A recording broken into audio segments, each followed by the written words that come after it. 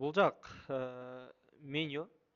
Бул меню менен биз кантип менюну киргизебиз, ингредиенттерди, цех картаны кантип кошобуз дегенди ушул жактан чыгарабыз. Эми бул меню үчүн ушул жерден эле добавить кылып туруп эле жаңы меню кошкондо бул жака атын жазабыз. Мисалы үчүн так э, чоң самса деп жазайлы. Чоң самса.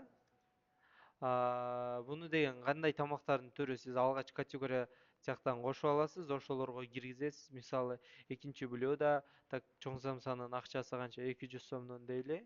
200 сом ушул жерден сүрөтү менен кошуп киргизсеңиз болот. Андан кийин так буну кухня катары кошуп коесуз, жана чековой аппарат улагандарга.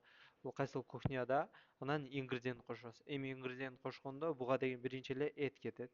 Так этти тандайбыз да бул жерден цех карта жазып канча килограмм кетет. Мисалы чоң самсага так 1 кило 500 грамм эт кетти дейли.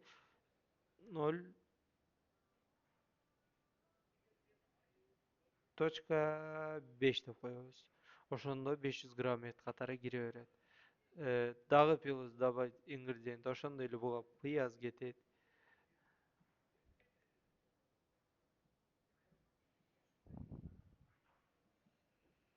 Мисалы пияз, кызыл пияз дейли мейли. Кызыл пияз дегенде кызыл пияздан канча кетип атат.